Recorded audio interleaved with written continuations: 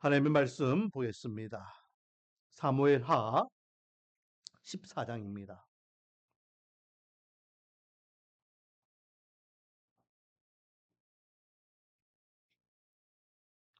사무엘하 14장.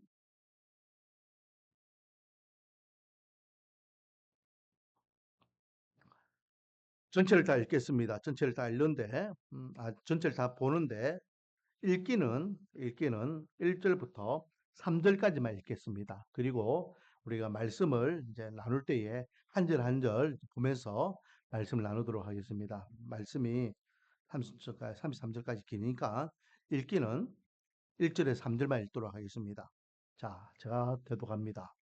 수르야의 아들 요압이 왕의 마음이 압살롬에게로 향하는 줄 알고 두과의 사람을 보내 거기서 지혜로운 여인 하나를 데려다가 그에게 이르되 청하건대 너는 상주가 된 것처럼 상복을 입고 기름을 바르지 말고 죽은 사람을 위하여 오래 슬퍼하는 여인같이 하고 왕께 들어가서 그에게 이러이러하게 말하라고 요압이 그의 입에 할 말을 넣어 주니라.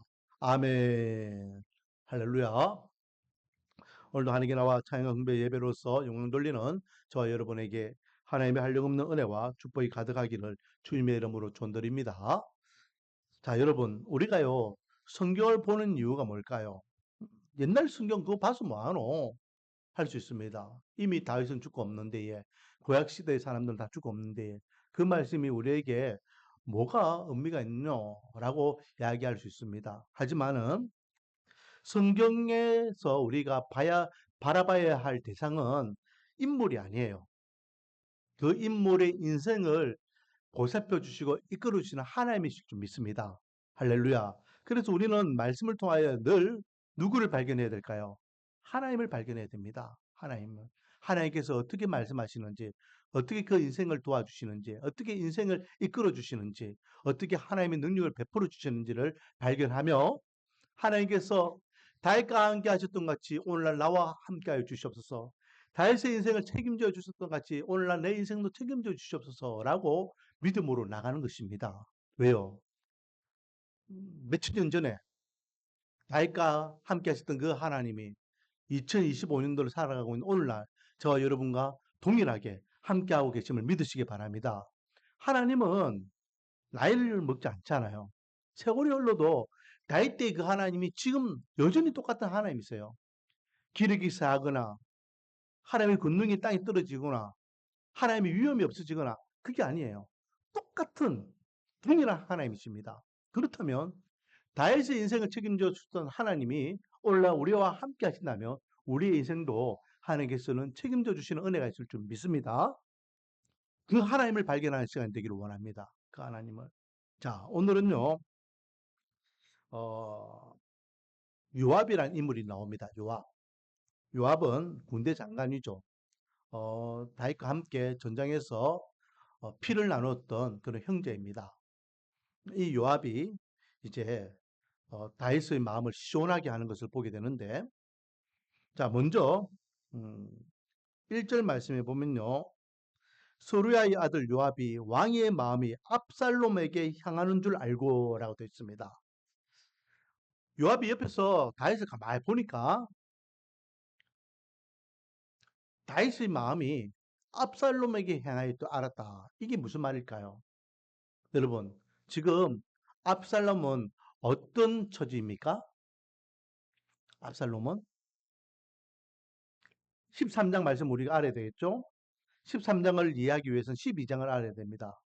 압살롬은요, 누구의 오랍이었죠? 다말의 오랍입니다. 다윗의 몇 번째 아들입니까? 세 번째 아들이었어요. 자, 그런데 이 압살롬과 다말과 관계되는 한 인물이 있었어요. 그게 누굽니까? 암논이에요, 암논. 그 암논은 다윗의 몇 번째 아들이었죠? 첫 번째 아들입니다. 제가 이야기했죠. 설교 노트를 적어봐라. 그러면 그것이 바로 성경부 교재가 될 것이다 했습니다. 이렇게 적어 나가면은 나중에 보면은 그것이 다른 어떤 성경부 교재보다도 훌륭한 교재가 될 겁니다. 자, 그러면 암논과 압살롬, 다말은 어떤 관계였습니까? 어떤 일이 있었습니까? 암놈이 다말, 셋째 어, 부인의 동생, 이복 여동생을 사랑했죠. 그래서 상삭방에 걸렸단 말이죠. 그렇죠? 그래서 이 문제를 가지고 시름시름 앓고 있으니까 누가 나타났죠? 누가? 사촌이었던 요나답이 나타납니다. 그래서 왕자여, 왜 이렇게 좋지 않어? 라고 물으니 사실은 내가 어, 음, 셋째 어머니 여동생 그 다말을 내가 사랑하는데 내가 어찌할 바를 모르겠다. 야, 있어 봐라. 내가 하나 좋은 묘수가 있다. 그렇게 해서 어떻게 합니까? 깨병을 부려가지고 다말이 자기에게 문병 오게 하고 그리고 그때에 강간을 해버리죠. 그까지는 어떤 인간의 욕정으로 그렇게 할 수 있으면 그러면 그 후처리가 중요해요. 내가 진짜 이 여자를 사랑한다면 어떻게 됩니까? 아버지에게 공식적으로 이야기가 그 당시에는 근친 결혼이 있었습니다. 왕족의 그 명맥을 이어가기 위해서 근친 결혼을 했어요. 음? 그렇기 때문에 어, 다말도 그렇게 이야기하잖아요. 오라버니 이러지 마시고 당신 정말 날 사랑한다면 아버지에게 정식으로 이야기해가지고 결혼시켜 달라 하세요. 그러면 아버지가 들어주지 않겠습니까? 라고 해요. 그렇죠? 그런데 역중에 불탄 어? 암노는 지금 앞 뒤로 안 돌아보지 않고 이때가 기회다 싶어가지고 그렇게 강간을 하게 돼요. 그리고 자기 욕정을 풀고 난 다음에는 이 다말을 쫓아버립니다. 그러니까 다말이 대스통과죠. 이렇게 하면 안 돼요. 지금 나를 쫓아내는 것은 앞에 했던 행위보다 더 악한 짓입니다. 라고 하면서 제 옷을 뿌리면서 대수통하면서 자기가 여자로서 어떻게 수치심을 당했는지 온천에 달립니다. 이때에 다윗은 알았다 몰랐다? 알았다. 하지만은 암논의 이 엄청난 일을 알면서도 거기에 대해서 어떤 후속 대치를 다윗은 하지 않았다. 압살롬이 이 이야기를 들었죠. 자기 친동생이잖아요. 음, 이복형이 자기 친동생을 급탈했단 말이에요. 열받을까요? 열받을까요? 열받을까요? 열받아요. 그런데 아버지는 암논을 사랑해요. 장자에 대한 사랑이 있었어요. 그래서 압살롬이 기회를 탐합니다. 몇 년 동안 탐했다? 기회를 기다렸다? 만 2년을 기다려, 만 2년. 만 2년을 기다리다가 이제 됐다. 하고 만발의 준비를 하고 어떻게 합니까? 아버지, 내가 양털을 깎을 때가 되었는데 와서 좀 이렇게 자리를 빛내주세요. 야, 내까지 가면 너무 성가시다. 안 갈란다. 그러면 왕자들 좀 보내주세요. 아버지를 대신해서 암논과 그 왕자들 보내주세요. 하고 보내. 이게 다 수작이었죠. 그렇죠? 아버지가 안 올 줄 알고 아버지를 대신해서 아버지의 자리를 대신할 수 있는 세자를 보내달라 이 말이었어요. 그거는 타켓이 암논이었어요. 암논이 와서 이제 양들 깎으면서 그때 축제를 했습니다. 먹고 마시고 흥청할 때에 어느 정도 이제 술기운이 꽉 찼을 때에 죽여버리죠. 그리고 이 압살롬은 이제 다른 나라로 도망가게 되고 왕자들은 혼비백성돼서 다 아버지에게 와가지고 도망와가지고 대수통곡을 하게 됩니다. 그리고 또 시간이 흘러요. 얼만큼 흐릅니까?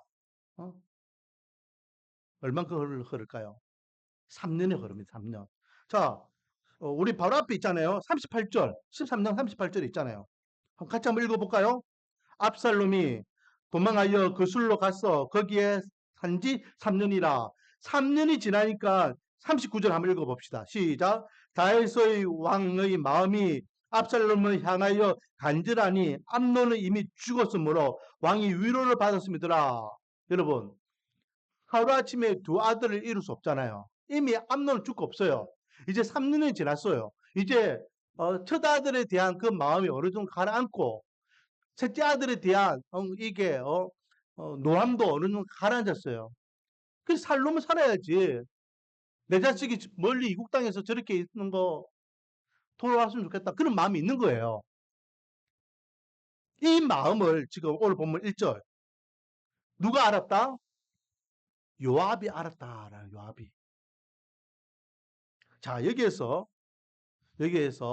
중요한 교훈이 있습니다. 함께하는 자의 마음을 아는 것이 중요하다는 거예요. 함께하는 자의 마음. 지금 다윗이 압살롬을 향한 어떤 마음이 있는지, 그런데 명분이 없잖아요. 명분이 없으니까 다윗이 자기 입으로 압살롬 데려와라 말 못하고 있는 거예요. 이걸 지금 알고 있는 거예요. 압살롬이 다시 오기를 원하는데 예, 왕의 체면과 명분으로는 압살롬을 다시 부를 수 없고 거기에 대해 안타까워하는 마음을 이 요압은 알았다는 거예요. 여러분, 누군가의 마음을 알아준다는 것은 엄청나게 중요한 것입니다. 사람의 마음을 얻는 것도 중요하지만 하나님의 마음을 얻는 것도 중요할 줄 믿습니다. 사람의 마음을 얻으면 역사가 일어납니다. 우리가 잘 알고 있는 그 유비가 제갈량의 마음을 얻기 위해서 어떻게 합니까? 제갈량을 찾아가서 세 번이나 찾아가잖아요. 문주박대를 당합니다. 그러나 세 번째 찾아갔을 때에 비로소 제갈량의 마음을 얻게 되고 그는 한 시대를 풍미하는 영웅으로서의 삶을 살아가게 되는 것을 보게 돼요.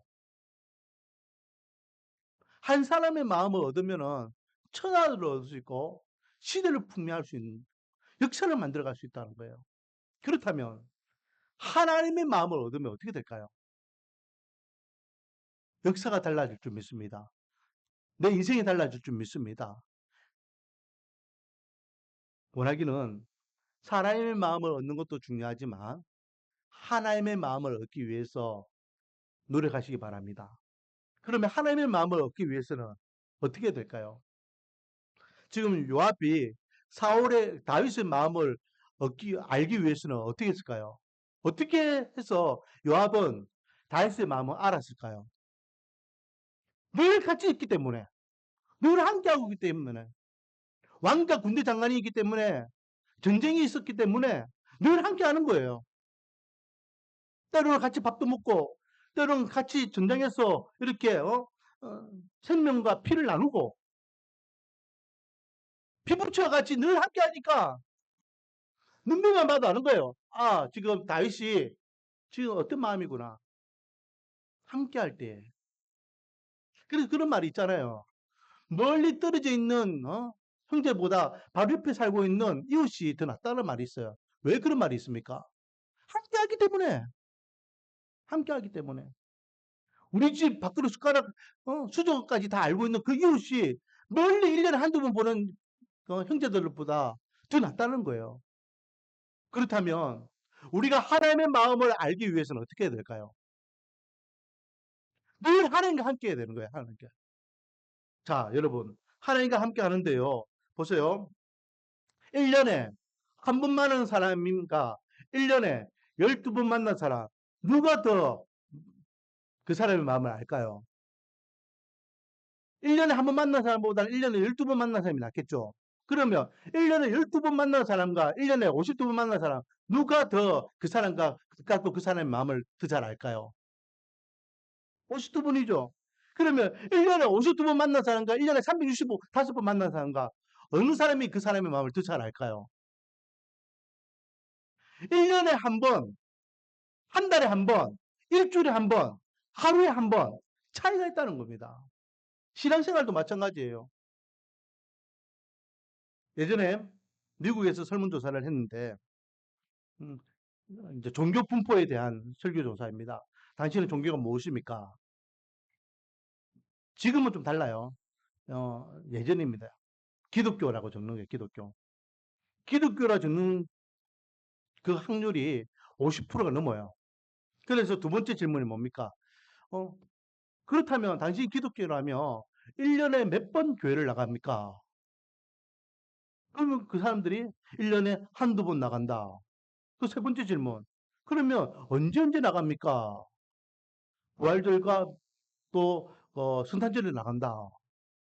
또는 부활절과 추수감사절에 나간다. 그러는 거야. 아니 그러면 당신이 그렇게 1년에 한두 번 나가면서도 기독교라고 할 수 있습니까? 교회 다닌다고 할 수 있습니까? 나는 1년에 한두 번 나가지만 우리 집안 대대로 예수 믿는 집안이고 교회 다니는 집안이기 때문에 나도 당연히 교회 다닌다고 나는 기독교라고 종교가 기독교라고 이야기하는 것이다. 여러분 신앙이 있는 겁니까 없는 겁니까? 신앙이 없는 거예요. 습관에 쫓아서 명절에 부모 형제 고향을 찾아가는 것처럼 그냥 교회 가가지고 그 하루를 보내는 겁니다. 한 달에 한 번 나오는 사람 그 사람들도 마찬가지죠. 교회는 나가야 되겠고 안 나가면 집집하고 하나님께 벌 받아갖고 그러니까 한 달에 한 번 정도는 문두장집으로 가는 거예요. 일주일에 한 번 나오는 사람 적어도 나는 주일날 교회는 한 번 나갑니다. 적어도 일주일에 한 번은 하나님의 예배를 드립니다. 그런데요. 진짜 하나님의 마음을 아는 사람은요. 매일매일 하나님과 동행하는 사람이에요. 제가 이야기하는 것을 매일 교회 와가지고 예배 드리라 출석을 이야기하는 게 아니에요. 우린 자꾸만 출석을 가지고 신앙이 좋다 안 좋다 이야기하는데 출석이 중요한 것이 아니라 하나님과 동행하고 있는 그 믿음의 삶을 살아가고 있냐 그게 중요하다는 거예요. 매일매일 하나님을 사모하며 하나님의 말씀을 사모하며 하나님과 동고동락하며 때로는 하나님을 의지하고 때로는 하나님께 기도하고 때로는 하나님께 감사하고 하나님을 찬양하며 그렇게 하나님과 동행하는 삶을 살아가고 있는가? 어떻습니까 여러분? 지난 일주일을 돌아볼 때에 매일매일 하나님과 동행하는 삶을 살았습니까? 하나님의 마음이 어떤 마음인지를 알면 하나님이 원하시고 하나님이 기뻐하시고 하나님께서 만족하시는 삶을 살아갈 수 있습니다. 원하기는 우리 말씀 어느 교회 성도들은요. 나와 함께하는 옆에서 같이 살아가고 있는 사람들의 마음을 얻기 위해서도 우리가 정말로 노력해야 되겠지만 그 앞서 아버지 하나님의 마음을 헤아릴 수 있는 믿음이 있기를 원합니다. 그래서 아버지의 마음을 시원하게 할 수 있는 믿음의 삶을 살아가기를 원합니다. 하나님이 원하시고 하나님 기뻐하시고 하나님께서 만족하시는 삶을 살아갈 때에 하나님께서는 저 여러분에게 한량한 은혜를 부어주실 줄 믿습니다. 자, 이렇게 해서 요압이 다윗의 마음을 알았어요. 아, 다윗이 어, 압살롬을 데려오기를 원하지만 선뜻 데려오지 못하는구나. 그래서 묘책을 하나 생각이 납니다. 그것은 한 가부를 이제 만들어요. 가부가 아닌데 가부를 만들었어요. 2절에 드구아의 사람을 보내 거기서 지혜로운 여인 하나를 데려다가 그에게 이르되 청하건대 너는 상주가 된 것처럼 상복을 입고 기름을 바르지 말고 죽은 사람을 위하여 오래 슬퍼하는 여인같이 하고 그러니까 남편이 죽은 가부가 되어라 이 말이에요. 그리고 3절에 내가 너에게 일러주는 말을 그대로 왕에게 가서 전해라.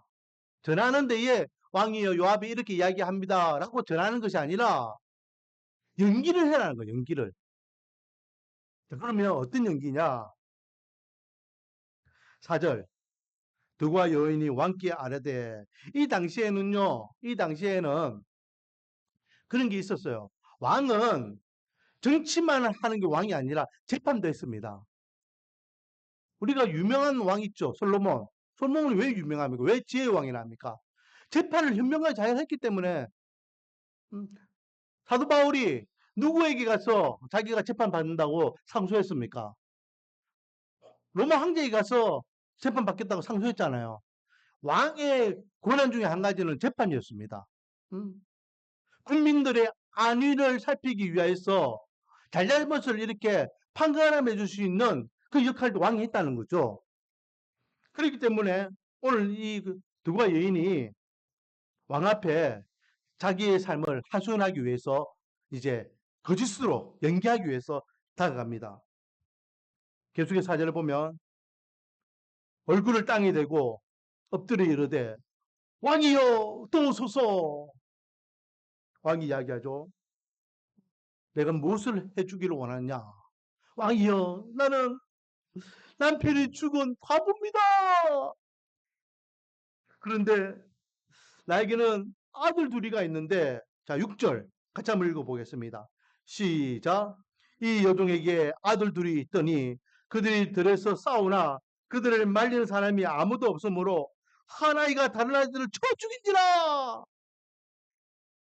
아들이 둘이 있는데 남편은 죽고 아들이 둘이 있는데 이 아들 둘이가 들판에서 싸웠다는 거예요. 그리고 한 놈이 동생을 죽여버렸다는 거예요. 얼마나 황당합니까? 자, 7절 제가 읽어보겠습니다. 온 족속에 일어나서 당신의 요종 나를 핍박하여 말하기를 그의 동생을 쳐 죽인 자를 내놓으라. 우리가 그의 동생 죽인 죄를 갚아 그를 죽여 상속자 될 것까지 끊겠노라 하오니 그러한즉 그들은 내게 남아있는 숯불을 꺼서 내 남편의 이름과 씨를 세상에 남겨두지 아니하겠나이다 하니. 그러니까 지금 이 여인이 왕에게 하소연하는 건 뭐냐면 이거예요. 안 그래도 남편이 죽어가지고 가부가 됐는데 이제 상복 입고 있다는 건 얼마 안 됐다 이 말이죠. 그런 상태에서 아들이 둘이가 있는데 이 둘이가 서로 싸워가지고 첫째가 둘째를 죽였다는 거예요. 그 둘째가 죽은 것도 지금 엄밀로서 가슴이 아픈데 이제 문제는 이거예요. 사람들이 이 첫째에 대해서 율법으로 다스린다는 겁니다. 왜? 살인하면 됩니까? 안 됩니까? 안 되죠. 살인하지 말라 했잖아요. 살인하면은 어떻게 할까요? 살인으로 공개 처형을 하는 겁니다. 그러니까 야, 너 아들 살인자다. 데리러 와. 너 아들 우리가 너희 아들을 처단하겠다. 그러는 거예요. 하루아침에 두 아들을 잃게 된 거예요. 뿐만 아니라 우리 남편으로부터 이어지는 그 기업의 씨가 이제는 끝나버린다는 거예요. 그 왕이여 이것을 해결해 주세요. 라고 자기의 원통함을 구하는 거죠. 그러니 왕이 보니까 가당치도 않잖아요. 음. 이 여인이 얼마나 가엾겠습니까? 어. 이 여인이 뭘 잘못했어요? 그 두 형제가 싸우다가 하나가 죽었어. 그런데 첫째까지도 사람들이 거기에 대해서 이렇게 심판하려고 하니까 하루아침에 두 아들 잃어버리는 어미의 마음이 헤아려지는 거예요. 물론 사람들이 이 첫째 아들에 대해서 이렇게 이야기하는 것 또한 잘못된 건 아니에요. 그렇죠? 살인에 대한 분명한 법적이고 율법적인 그런 집행이 있는 겁니다. 근데 어미의 입장에서 다윗은 이 여인을 헤아리고 있는 거예요. 그 뭐라 합니까? 10절. 10절. 8절에 보면은 왕이 여인에게 이르되 내 집으로 가라. 내가 너를 위하여 명령을 내리리라 라고 하거든요. 그냥 안심하고 집에 돌아가라. 내가 이 일에 대해서 명령을 내릴게 라고 이야기합니다. 그리고 10절 같이 한번 읽어보겠습니다. 시작. 왕이 이르되 누구든지 내게 말하는 자를 내게로 데려오라. 그가 다시는 너를 건드리지 못하리라 하니라. 뭘 이야기하죠? 이 문제에 있어서 아무도 말하지 못하도록 왕명을 그냥 걸어버린 거예요. 야, 당신 첫째 아들, 둘째 아들 죽였잖아. 그럼 첫째 아들 살인자니까, 처리시켜야 돼. 이런 말 자체를 못하게 왕명을 막아버린 거예요. 그래서 첫째 아들에 대한 죽음을 이 어미가 겪지 않도록 보호해주겠다라고 약속을 하고 있는 것을 보게 됩니다.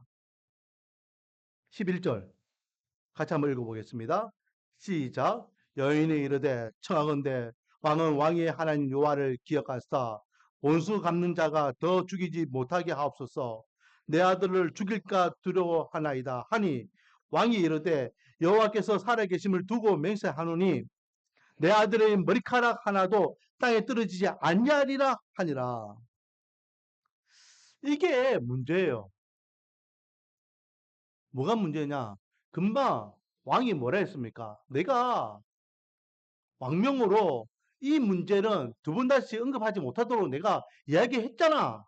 그러면 앞으로 이 첫째 아들을 잃어버릴 염려가 있습니까? 없습니까? 없는 거예요. 왕명이니까. 근데 이 엄마의 입장에서는 계속해서 걸리는 겁니다. 뭐 걸려요? 왕명이라 할지라도 법이요라고 하면서 율법이요라고 하면서 사람들이 들고 일어나서 내 아들 죽여버리면 어떡합니까? 라는 거예요. 여러분, 이게 문제라는 거예요. 우리는 하나님 믿습니다. 하나님 도와주세요. 이 여인이 지금 누구에게 도움을 요청하고 있습니까? 왕에게 도움을 요청하고 있잖아요. 뭐라 했습니까? 왕이여 나를 도와주세요라고 했잖아요. 하나님 나를 도와주세요라고 하나님께 우리 기도를 합니다. 그리고 왕이 이야기하잖아요. 괜찮다. 아들 문제 내가 책임져 줄게. 두 번 다시 사람들이 이 문제에 거론하지 못하도록 내가 완명으로 딱 못 박아줄게. 그러면 그걸 믿고 하나님 집으로 돌아가야 되잖아요. 하나님 도와주세요 해놓고 하나님께서 해결해 주실 것을 믿고 우리가 안심하고 돌아가야 되는데 의심합니다. 하나님 그래도요. 이거는 이렇고 저거는 저렇고 이성적으로 상식적으로 현실적으로 그걸 따지고 묻고 의심하고 그게 우리의 믿음이라는 거예요. 오늘 아침에 우리가 다이소 씨를 이제 봤지만은 진짜 다윗의 그 믿음을 우리가 쫓아가려고 하면요. 우리는 아직도 멀었어요. 신앙은 생각으로 지식으로 하는 게 아닙니다. 절대적인 믿음을 가지고 하는 거예요. 두려워 말라 놀라지 말라 내가 너와 함께하리라. 내가 너를 책임져 주겠다라고 말씀하셨는데 예. 책임져 주시는 거 책임져 주시는 거고 이 문제는 어떻게 할 건데요? 늘 변함없이 아직 해결되지 않은 내 눈에 명확하게 답이 없으니까 건강의 문제, 물질의 문제, 관계의 문제, 현실적인 문제, 가정의 문제, 자녀의 문제, 인생의 문제를 또 하나님께 덜추어냅니다. 하나님 이 문제를 어떻게 할 건데요? 야 봐라 내가 해결해 준다 했잖아. 또 의심하면서 믿음 없이 그렇게 또 나한테 또 이야기하니 그러니 다윗이 뭐라 합니까? 하나님의 살아계심을 두고 맹세하는데 네 아들 머리털 하나로 상하지 않는다라고 이야기하고 있습니다. 우리 믿음은 어떤 믿음일까요? 우리 믿음은 지식적인 믿음입니까? 아니면 진정으로 맹목적인 믿음입니까? 제가 이야기했죠. 믿음은요, 야, 광신자다, 맹신한다. 그런 이야기들을 사람들이, 어, 우리를 향해서 이야기할 때가 있어요. 근데 사실은 진짜 믿음은 맹신이에요. 그냥 믿는 게 믿음 아닙니까? 따지보고 계산해보고 앞뒤 다 짜보고 야 이거는 될만하다. 그렇게 믿는 믿음이 무슨 믿음이에요? 제가 우리 미니빈이 이 대입을 위해서 아이들에게 항상 이야기하는 그겁니다. 야 너희들이 하나님께서 이 대학을 보내줄 걸 믿지? 믿는데요. 너희들 실력으로 들어갈 수 있는 대학이라면 그건 믿음이 아니야. 내 실력으로 내 능력으로 대학 들어갔다고 생각할 수 있잖아. 내 실력으로 들어갈 수 없는 대학을 들어간 것이 진짜 믿음이고 하나님의 은혜야. 라고 우리 아이들한테 이야기를 해줘요. 여러분, 내 능력, 내 의지, 내 생각, 내 계산을 뛰어넘어서 믿는다면 그냥 맹신으로 믿는 겁니다. 따지지도 않고 묻지도 않고. 아, 이거는 될 수도 있겠구나 생각해서 믿는다라고 이야기하는 것은요. 의심하는 것과 똑같은 거예요. 아니, 하나님을 시험하는 겁니다. 되면 할렐루야, 안 되면 그럴 줄 알았어. 아니라는 거예요. 이 여인이 지금 이야기하는 이 대답이 오늘날 우리가 하나님을 향한 모습이 아닌가 한번 돌아보기를 원합니다. 그래서 두 번째 믿음은 의심하지 말고 믿으라는 거예요. 의심하지 말고. 하나님께서 말씀하셨으면 그 말씀을 붙잡고 나가는 겁니다. 자, 계속해서 보겠습니다. 사실 이 여인이 이렇게 지금 연기를 하는 이유는 자기 아들 문제를 이야기하는 게 아니에요. 그렇죠? 자기 아들 이야기를 하는 게 아닙니다. 결국은 이 문제는 누구의 문제입니까? 다윗의 문제예요. 다윗의 문제. 다윗은 보세요. 지금 한 아들은 죽었어요. 그리고 한 아들은 멀리 떨어져서 3년 동안 얼굴도 못 봐요. 이 여인의 마음이 지금 다윗의 마음이에요. 하나이는 죽었고, 하나이는 멀리 떠나 있고, 하루아침에 두 아들을 잃었구나. 상심하여 있는 마음이 다윗의 마음이에요. 그래서 거기에 대한 이야기를 하게 되죠. 그러니 다윗이 알아듣습니다. 아, 이거 내 이야기인 것 같은데? 그래서 물어요. 봐라. 이거 혹시 요압이 너에게 시킨 말 아니니? 라고 해요. 자, 18절. 왕이 그 여인에게 대답하여 이르되 바라노니 내가 내게 묻는 것을 내게 숨기지 말라. 여인이 이르되 내 주 왕은 말씀하옵소서. 내가 너한테 물어볼 테니까 숨기지 말고 똑바로 이야기해라. 이 말이죠. 19절 같이 한번 읽어보겠습니다. 시작.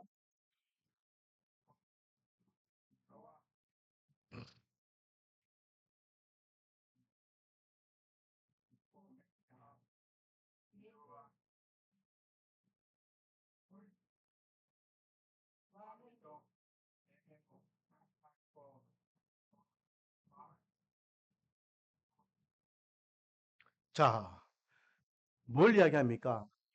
맞습니다, 왕이요. 요압이 나한테 시킨 겁니다.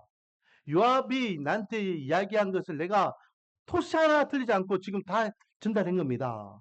이거는 나의 이야기가 아니라 요압이 왕에게 하고 싶은 이야기를 제가 대신해 드린 겁니다. 라고 이야기해요. 그러니 이제 왕은 누굴 만나야 됩니까? 요압을 만나야 되겠죠. 그래서 요압을 불러드립니다. 자, 21절. 왕이 요압에게 이르되 내가 이 일을 허락하였으니 가서 청년 압살롬을 데려오라 하니라. 요압, 당신 말이 맞구나. 내가 지금 압살롬에 대한 마음, 보고 싶어하는 마음, 아비의 마음이 있는데 내가 그를 명분 찾고 입지 찾고 뭐 상 찾고 하면서 그 보고 싶은 아들을 데려오지 못했는데 어미의 마음처럼 아비의 마음으로 그렇게 요압을 압살롬 데려오는 게 맞군. 요압 가서 압살롬 데려오시오. 데려옵니다. 그런데요, 섣불리 다윗이 압살롬 보질 못해요. 왜? 아직 불편한 마음이 있잖아요. 보고 싶은 아들이지만 한편으로는 또 자기가 사랑했던 장자를 죽인 원수 같은 인간이에요. 3년이 지났지만은 그 엉덩이는 없어지지 않겠죠. 그 데려와요. 데려오는데 얘 압살롬을 몇 년 동안 안 보는지 아십니까? 2년 동안 안 봅니다. 28절. 같이 한번 보겠습니다. 읽어보겠습니다. 시작. 압살롬이 이태 동안 예루살렘에 있으되 왕의 얼굴을 보지 못하였으므로 왕 아버지는 그런 것 같아요. 그러니까 압살롬이 진정으로 하나님 그 다윗과 화해를 좀 하기를 원해요. 아버지가 날 잃고 다시 본국으로 불러들였으니까 아버지 마음이 좀 열렸구나. 근데 왜 아버지가 날 부르지 않지? 내 얼굴 보지 않지? 진정한 화해를 해야 되는데. 그래서 중개자 역할을 했던 인물이 누굽니까? 요압이잖아요. 요압을 불러요. 그런데 요압이 안 와. 장군 좀 와보세요. 내가 할 말이 있습니다. 들은 척도 안 합니다. 한 번, 두 번, 안 와요.